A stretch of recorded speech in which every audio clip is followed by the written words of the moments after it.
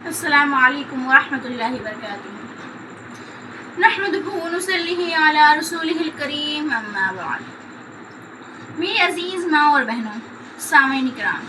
آج میں آپ کو عدل و انصاف کے اوپر بتانا چاہوں گی، اس موضوع میں آپ کے سامنے گفتگو کرنا چاہوں گی۔ تو میری ماں اور بہنوں، سامعین کرام، اسلام نے ہر معاملے میں عدل و انصاف کرنے کی بڑی سخت تاکید فرمائی ہے، یعنی ہر چیز میں، ہر کام میں، ہر حال میں عدل و انصاف کرنے کی تاکید فرمائی ہے۔ قرآن مجید میں ارشاد ان اللہ یامر بالعدل والاحسان، تو قرآن مجید میں ارشاد فرمایا اللہ رب العزت نے، جس کا ترجمہ یہ ہے اللہ تعالیٰ عدل و انصاف کرنے کا اور احسان کرنے کا حکم دیتا ہے۔ اللہ رب العزت عدل و انصاف کرنے کا اور احسان کرنے کا حکم دیتا ہے۔ کس چیز کا؟ اللہ رب العزت عدل و انصاف کرنے کا اور احسان کرنے کا حکم دیتا ہے۔ ہر حال میں عدل و انصاف کرنا چاہیے۔ پھر اسلام میں عدل و انصاف کی تاکید صرف اپنوں کے حق میں نہیں فرمائی گئی، یعنی صرف عدل و انصاف کر دینا، عدل کر دینا، ہر چیز میں برابر کر دینا، یہ صرف اپنوں کے حق میں نہیں ہے، بلکہ اسلام کیا حکم دیتا ہے، بلکہ غیروں کے حق میں بھی، اور جان و مال، دین و ایمان کے دشمنوں کے حق میں بھی عدل و انصاف کی تاکید فرمائی ہے۔ یعنی صرف یہ اپنوں کے حق میں ہے نا، اسلام نے عدل و انصاف کی تاکید نہیں فرمائی، بلکہ جو ہمارے جان و مال، اسلام کے جو سخت دشمن ہیں، ان کے حصے میں عدل و انصاف کرنے کی سخت تاکید فرمائی اسلام نے۔ ہمیں چاہیے اپنے دشمنوں کے ساتھ بھی عدل و انصاف کے ساتھ پیش آئیں، ان کے ساتھ انصاف کا معاملہ کریں۔ قرآن شریف میں کھلا ہوا ارشاد ہے وَلَا يَجْرِمَنَّكُمْ شَنْآنُ قَوْمٍ عَلَىٰ أَلَّا تَعْدِلُوا اعْدِلُوا هُوَ أَقْرَبُ لِلتَّقْوَىٰ، جس کا ترجمہ یہ ہے اور کسی قوم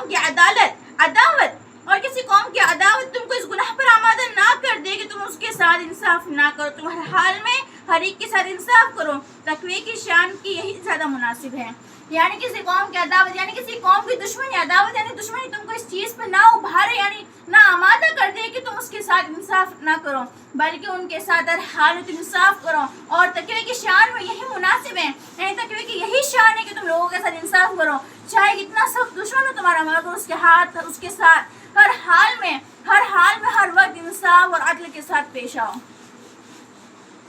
اس آیت سے صاف ظاہر ہوا کہ کسی شخص سے یا کسی قوم سے اگر بالفرض ہماری دشمنی اور لڑائی ہو، تب بھی ہم اس کے ساتھ کوئی بے انصاف نہیں کر سکتے، اور اگر کرے تو اللہ کے نزد مجرم گنہگار ہوں گے۔ دیکھیے اللہ رب العزت نے فرما دیا کہ آیت کے مطابق اللہ رب العزت ارشاد فرما رہا ہے کہ تو ہمیں چاہیے کہ ہر حال میں انسان کے ساتھ عدل و انصاف کریں، اگر نہیں کریں گے، کہ اگر دشمنی کی وجہ سے نہیں کریں گے، پھر کسی اور مال کی وجہ سے نہیں کریں گے، تو اللہ کے نزدیک سخت مجرم اور گنہگار ہوں گے۔ آپ صلی اللہ علیہ وسلم سے مروی، آپ صلی اللہ علیہ وسلم نے ارشاد فرمایا قیامت کے دن اللہ تعالیٰ کے سب سے زیادہ قریب اور اللہ کو سب سے زیادہ پیارا، کیا اللہ کے سب سے زیادہ قریب اور اللہ کے سب سے زیادہ پیارا امام عادل ہوگا، یعنی اللہ کے حکم کے مطابق انصاف کے ساتھ حکومت کرنے والا حکمراں۔ کیا فرمایا؟ سب سے زیادہ قریب اور سب سے زیادہ پیارا کون ہوگا؟ امام عادل۔ عادل یعنی انصاف کرنے والا، عدل کرنے والا، انصاف کرنے والا، ہر معاملے میں، ہر حال میں، ہر وقت، ہر انسان کے ساتھ انصاف کرو، چاہے وہ اسلام کا دشمن ہو، چاہے مال جان ہر چیز کا دشمن ہو، پھر بھی انصاف کرو تو اللہ کے نزدیک سب سے پیارا اور سب سے زیادہ محبوب ہوگا اور سب سے قریب ہوگا، اور اللہ کے سب سے زیادہ دور اور سخت ترین عذاب میں گرفتار قیامت کے دن امام جائر ہوگا، یعنی ظالم اور بے انصاف سے حکومت کرنے والا حکمراں، یعنی جو بے انصافی کرتا اللہ کے نزدیک سب سے زیادہ مجرم اور گنہگار اور ظالم بے انصاف وہ حکمراں ہوگا جو کسی کے درمیان انصاف نہیں کرتا ہو۔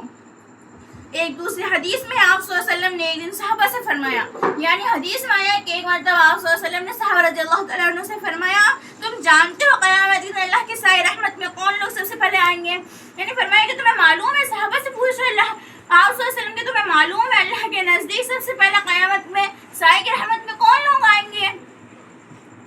عرض کیا کہ اللہ اس کے رسول ہی زیادہ کو معلوم ہے، لہٰذا آپ ہی ہم کو بتلا دیجئے کہ کون شخص جائے گا۔ تو آپ نے ارشاد فرمایا نہیں، صحابہ کہہ رہے ہیں اللہ کے رسول نے پوچھا کہ تمہیں معلوم ہے اللہ کے سائے کی رحمت میں قیامت کے دن سب سے پہلے کون لوگ جائیں گے؟ تو صحابہ نے فرمایا اللہ اس کے رسول بہتر جانتے ہیں، آپ ہی ہمیں بتلا دیجئے وہ کون لوگ ہیں خوش نصیب۔ آپ نے ارشاد فرمایا وہ بندے ہوں گے جن کا حال یہ ہوگا جب ان کا حق ان کو دیا جائے تو قبول کر لے، کیا وہ بندے ہیں جن کا حال یہ ہے کہ ان کو ان کا حق دیا جائے تو قبول کر لے، اور جب کوئی ان سے اپنا حق مانگے تو بغیر لیے دعل اس کا حق ادا کر دے، یعنی بنا کسی ہچکچائی کے، بنا کسی اعتراض کے اس کو اپنا حق ادا کر دے، اور دوسرے لوگ کے لیے بالکل ایسا ہی فیصلہ کرے جس طرح خود کے لیے کرے، یعنی اپنے اور غیروں کے معاملے میں کوئی فرق نہ کرے، یعنی وہ لوگ جو اپنے اور غیروں کے معاملے میں کوئی فرق نہ کریں، جو اپنے لیے فیصلہ کرتے ہو وہ دوسروں کے لیے فیصلہ کریں، کہ یہ اللہ کے نزدیک سائے رحمت میں قیامت دن جائیں گے، اور اللہ کو سب سے زیادہ پیارا اور محبوب یہ لوگ ہیں۔ تو میری ماں اور بہنوں سامنے نکلا، افسوس افسوس افسوس کی بات ہے کہ آج ہم مسلمانوں نے اسلام کو، ان پاکیزہ تعلیم کو ہم بھلا بیٹھے ہیں۔ اگر آج مسلمان میں صفات پیدا ہو جائے تو وہ بات یہ کہ سچے عہد کے پکے امانت دار اور حق کے ساتھ عدل و انصاف کرنے والے ہو جائیں، دنیا کی عزتیں بھی ان کے قدموں چومیں اور جنت بھی ان کے بہت بڑے درجے ملے۔ یعنی اگر ہم نے اسلام کی تعلیمات پہ عمل کرنا شروع کر دیا، ہر ایک امت مسلمہ نے سب نے امت مسلمہ جتنی بھی سب انہوں نے اگر اسلام کی تعلیمات پہ عمل کرنا شروع کر دیا تو ہمارا حال ہی ہو جائے گا کہ عزت ہمارے قدمیں چومے گی اور جنت میں سب سے اعلیٰ درجے ملیں گے۔ اسلام میں چاہیے اسلامی تعلیمات کو نہ بھولیں، اللہ اس کی رسول کی محنت اور مشقتوں کو نہ بھولیں، ہمارے رسول اور صحابہ نے جو مشقت اور جو تکلیف اٹھائی، اتنی سخت تکلیف اٹھائی، ان کو نہ بھولیں، بلکہ ہر حال میں ہر چیز عدل و انصاف کریں، عہد و پاک ہر چیز کی پرہیزگاری اختیار کا ہمیں چاہیے کہ اللہ اس رسول کا دل خوف میں بیٹھائے، اور ہمیں چاہیے کہ اس کے طریقے پہ اچھی طرح چلے اور دین کو پھیلائے اور عدل انصاف کی اچھی طرح ہمارے دل کے اندر بیٹھائیں کہ اللہ اس کے رسول نے کتنی مشقتیں اٹھائی ہے، اس کے صحابہ نے کتنی مشقتیں اٹھائی، جب جا کے ہمارے پاس دین آیا۔ ہمیں چاہیے ہر معاملے میں اللہ اس کے رسول کے طریقے کو اختیار کرے، غیروں کے طریقے کو اختیار نہ کرے، اور آخر میں اللہ رب العزت ہم سب کو جتنا کچھ میں نے کہا ہے اور آپ سبھی نے سنا اس پر عمل کرنے کی توفیق عطا فرمائے، آمین۔ وما علینا الا البلاغ۔ السلام علیکم ورحمۃ اللہ وبرکاتہ۔